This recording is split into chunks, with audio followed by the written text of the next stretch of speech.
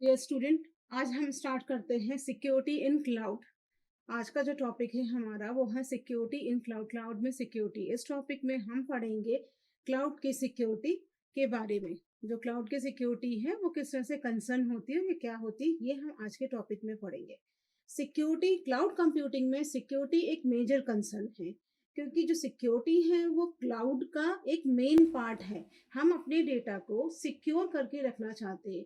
कोई भी कस्टमर और इधर ऑर्गेनाइजेशन या फिर कोई भी इंस्टीट्यूशन, हम सब we all wants are to secure our data. तो हमारा जो कंसर्न है क्लाउड को, वो एक मेजर कंसर्न आता है सिक्योरिटी को लेकर के।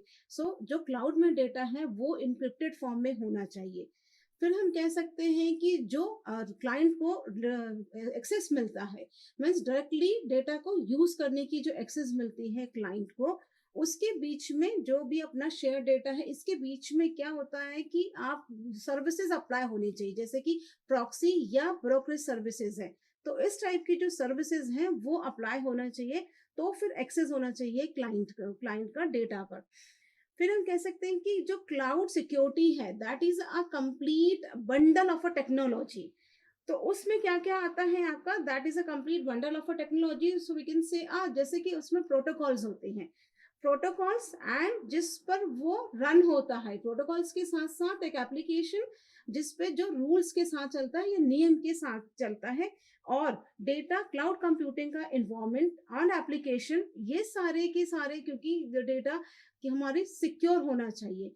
इसलिए हम कहते हैं जहां पर आपका ये complete security is in complete a bundle of a technology, जिसमें आपके प्रोटोकॉल्स आएंगे। प्रोटोकॉल्स के साथ साथ आपके आएगा कि किस तरह से क्लाउड को प्रोटेक्ट होना है, या रूल्स क्या क्या आएंगे, नियम क्या कहते हैं।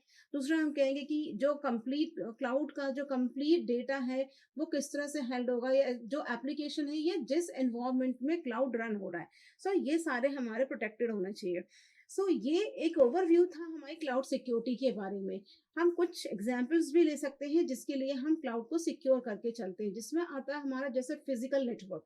Physical network we can say जैसे राउटर्स हैं हमारे, या फिर इलेक्ट्रॉनिक या पावर्स हैं हमारे, या फिर केबल्स हैं या कंट्रोल्स हैं। That is entirely which is a part of a physical network.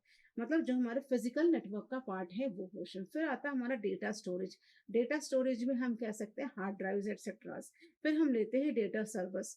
Servers में हम ले सकते हैं core network, computing hardware and software, ये हम लेते हैं अपने डेटा सर्वर्स में।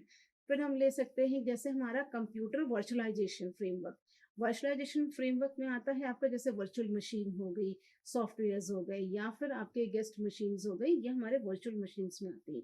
फिर आता है हमारा ऑपरेटिंग सिस्टम, ओएस, मतलब जो आता है आपका सॉफ्टवेयर, एंड जो आप सॉफ्टवेयर के साथ साथ दैट हाउसेस जो रन होते हैं। फिर हम बात करते हैं मिडिलवेयर। मिडिलवेयर में जो होता है वो होता है जैसे applications, programs, APIs, interfaces managements, ये हमारे आते हैं मिडिलवेयर में। फिर नेक्स्ट हम बात करते हैं रन टाइम इन्वायरमेंट में। द रन टाइम इन्वायरमेंट का मतलब होता है एग्जीक्यूशन, एग्जीक्यूशन और जो रनिंग होते हैं आपके प्रोग्राम्स उनका एग्जीक्यूशन। तो that is a run time environment.